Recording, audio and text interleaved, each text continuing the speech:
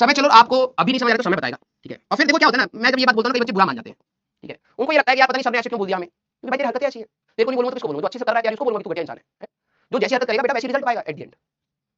अब आपको बार बार रास्ते पर लाएं या फिर पढ़ाएं या क्वेश्चन कराएं, हमें भी कई बार ऐसा होता है यार हम क्यों नहीं कर रहे इतनी सारी चीजें, सीधे फॉर्मूला बताओ कि ये होता है, कुछ लगा लेना सवाल भाई हो गए, एक सवाल करा देंगे या फिर वो भी नहीं करेंगे। मतलब क्या चाहिए आप सभी लोगों को, नया बैच चाहिए आप लोगों को, आपको लग रहा है वहीं से सक्सेस मिल जाएगी। मैं देख सक्सेस पाने वाले जो बंदे होते हैं ना, इस एग्जाम की बात कर रहा हूं, लाइफ में नहीं, लाइफ तो बहुत बड़ी है।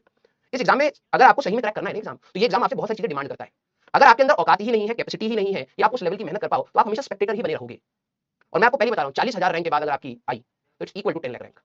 अगर आपका एम था कि एक अच्छे कॉलेज में एनआईटी या फिर आईटी में जाना है, मैं आपको सही बात बोल दूंगा तो फिर आपको दुख हो जाएगा, डिमोटिवेशन हो जाएगी। अगर आप 40 से 50,000 रैंक के बाद है, that is equivalent to 14 lakh 13 lakh 11 lakh 10 lakh. This is the true competition. बस बोलते नहीं हम लोग ये बात। अब वो 40,000 के अंदर आने की ना हिम्मत होनी चाहिए बेटा। तो तुम यहाँ पे तब से लिखे जा रहे हो लिखे जा रहे हो लिखे जा रहे हो ना, समझ आ जाएगा। बस कुछ महीने रुक जा, बस ठीक है, 2-3 महीने रुक जा। तू बोलेगा कि सर मंजिल ले आओ, मंजिल भी आएगी, मंजिल में भी हम लोग उसी इंटेंशन से पढ़ा देंगे तुम्हें, मान कर कि यार चल ठीक है भाई किसी बच्चे का कुछ नुकसान हुआ होगा, पढ़ लेगा कुछ बेनिफिट होगा, हम तो पढ़ा देंगे। लेकिन तू ये सोच कि 3 साल होने जा रहे हैं तेरे को, 10वीं पास किए हुए 3 साल होने जा रहे हैं, ये जैसे तू एग्जाम देगा अप्रॉक्सिमेटली 3 साल हो गए। तूने अपने लिए क्या किया है? तूने अपने लिए क्या किया है? तूने मेजॉरिटी टाइम में कामचोरी ही की है बेटा।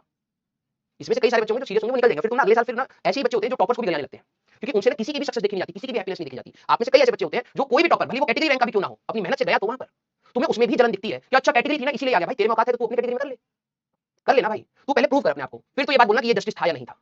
मैंने इतने सैडिस्ट बच्चे भी देखे हैं कि अगर किसी बच्चे ने, ठीक है मैं उस चीज पर जज नहीं कर रहा कि भाई वो कैटेगरी रैंक होनी चाहिए या नहीं होनी चाहिए, वो मेरे औकात की बात ही नहीं है। वो तो भाई गवर्नमेंट देखे, वही सुप्रीम कोर्ट देखे और वही लोग देख सकते हैं, लॉ मेकर्स देखेंगे कंट्री के। मैं तो उसको फॉलो करने की बात करूंगा ना, मैं अपने स्टूडेंट को ये बात बोलूंगा, भाई देख तू इस कैटेगरी में है तो तेरे को इतने मार्क्स चाहिए क्वालीफाई करने के लिए। अब वो जस्टिस है या नहीं है तू मेरे से मत बात कर, तेरे को अगर है तो तू जा भाई सुप्रीम कोर्ट में जस्टिस की बात कर। मैं तेरे को पढ़ाने के लिए लाया था और मैं अगर तेरे को पढ़ा रहा हूं तो तेरे को कितने मार्क्स चाहिए वहां तक जाने के लिए वो मैं तेरे को बता सकता हूं। अब तुम में से कई सारे ऐसे सैडिस्ट बच्चे होते हैं कि जो मेहनत कर रहा है ना उसकी मेहनत पर भी थूकने में 2 सेकंड नहीं लगाते और भले अपनी पूरी जिंदगी भर कुछ नहीं किया।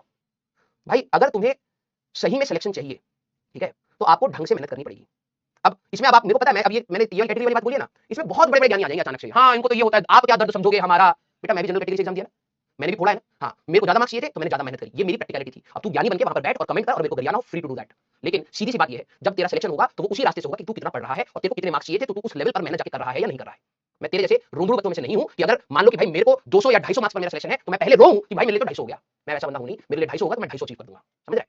तो आप में से ही जो बच्चे भी बकवास कर रहे हैं ना, ये बाद में जाके ऐसे सैडिस्ट बच्चे बनते हैं कि जो मेहनत करके पहुंचा है कहीं पर उसको एप्रिशिएट करने की जगह उसको गरियाने लगते हैं, उसमें कमियां निकालने लगते हैं और भूल जाते हैं कि एक्चुअली में कमी तुम में थी बेटा, कि आज तुम बैठ के कमेंट कर रहे हो और वो आज खुश है। तो तब से मैं देख रहा हूं, तब से मैं अवॉइड कर रहा हूं बेटा आपके कमेंट्स को। लेकिन 1 महीने या 1.5 महीने बाद आपकी कहानी पलट जाएगी बेटा, 11th खत्म हो जाएगी, फिर से 50% सिलेबस जा चुका है और बैक टू स्क्वायर वन मिलेंगे बच्चे, बैक टू स्क्वायर वन। जब ड्रॉप लिया था तब भी वही हालत थी, अब 11th 50% सिलेबस हो चुका है तब भी वही हालत है और फिर संभाल लेना अपने 2 महीने में, ठीक है। जब हम लोग 12वीं कर रहे होंगे तब तुम कहना कि सर मेरी 11वीं स्ट्रांग नहीं है, ठीक है। फिर से जो तूने मौका दिया था ना कि अपने आप को सुधारने का, तू सुधरा ही नहीं बेटा, तू वैसे का वैसे ही बिगड़ा रह गया। और बहुत बेसिक सी चीजों की दिक्कत है आपके अंदर, बहुत बेसिक सी चीजों की दिक्कत है। पहले आपकी सोच की दिक्कत है, आपको ये लग रहा है कि दूसरा ही करके देगा तो ही होगा, तो भाई अगर दूसरा करके भी दे देगा ना तब भी नहीं हो पाता, कहीं होगा। समझ जाए इस चीज को। और मैं कितनी बार आप सभी लोगों को बोला है, ठीक है, कितनी बार आप सभी लोगों को बोला है कि आपकी ये लड़ाई है, आपको ये लड़नी है, इंडिविजुअल लड़ाई है। कुछ लोग मदद कर सकते हैं आपके लिए लेकिन लड़ेंगे नहीं आपके लिए, लड़ना आप ही को पड़ेगा। और this is the true fact, आप में से बहुत सारे बच्चे शायद सिलेक्टेड ना हो, ठीक है। तो जो अभी आपको शायद हंसी मजाक लग रहा है वो सब उतर जाएगा अगले जून में। जो अभी आप लोगों ने जून के टाइम पे जो स्ट्रेस दिखा था ना कि भाई सिलेक्शन नहीं हुआ, कॉलेज नहीं मिला, घर वाले टॉन्ट मार रहे, क्यों नहीं मारेंगे भाई, क्यों नहीं मारेंगे? जब वो कोई चीज प्रोवाइड नहीं कर पाते तो तू छोड़ता है क्या उनको नीचा दिखाने में? तब तो तेरे को बड़ा दुख होता है कि तेरे दोस्तों के पास ये है, उनके पास तो इतनी सारी फीचर्स हैं, उनके पास तो महंगी कोचिंग में जाने के पैसे हैं, गाड़ी के पैसे हैं, घूमने के पैसे हैं, मोबाइल, तब तो तूने नहीं छोड़ा अपने पेरेंट्स को। वो तो अपनी कैपेसिटी से जितना कर पा रहे करके दे रहे हैं, तब तो तू रगड़ देता, उनको भी रगड़ देता, तेरे में क्या किसी के लिए रिस्पेक्ट है भाई? अगला जून आने दे बेटा, फिर से बैक टू स्क्वायर वन मिलेगा, फिर तू ढूंढ रहा होगा, कोई मुझे ये बता दे कि अब करना क्या चाहिए। समझ रहा है? ये सारी जो तुम गलत काम कर रहे हो ना, सब वापस आएंगे। मैं आप सभी लोगों की स्टेटमेंट्स भी पढ़ रहा था बीच-बीच में, उसी में ये सारी चीजें पढ़ानी भी पड़ती हैं, इस पर भी फोकस रखो। जो तुम यहाँ पे उल्टा-फुल्टा हमें लिख रहे हो, किसी को लिख रहे हो, लड़कियों को लिख रहे हो, दुनिया तो तुम्हें बहुत आइडियल चाहिए बेटा, है ना? अभी न्यूज़ में कुछ पढ़ लेंगे तो अब उसके ऊपर सर आप स्टेटमेंट दे दो, लेकिन आप लोगों की हरकतें उतनी ही बराबर है बेटा। बोलने में दुखद है लेकिन है सच्ची। कुछ बच्चे यहाँ पर हैं ऐसे जिनकी स्टेटमेंट देख लोगे, इतने रिग्रेसिव स्टेटमेंट है, इतनी नीची सोच है कि बोल दे तो फिर हम बुरे बन जाएं। लेकिन चलिए कोई नहीं, आप संभालिएगा अपने आप को आगे चल के। आइए भाई, तुम लोग ना कभी कभार पूरा मूड खराब कर देते हो, ठीक है। बिल्कुल अच्छे मूड से आया था, ठीक है भाई, कई दिन से तबीयत खराब चल रही है, लेकिन मैं कोशिश कर रहा हूँ कि क्लास कैंसिल हो, लेकिन तुम लोग कई बार मूड खराब कर देते हो। कुछ स्टेटमेंट बहुत गलत थे बेटा, अभी जो कुछ बच्चे बोल रहे थे, लेकिन ठीक है, आपको अगर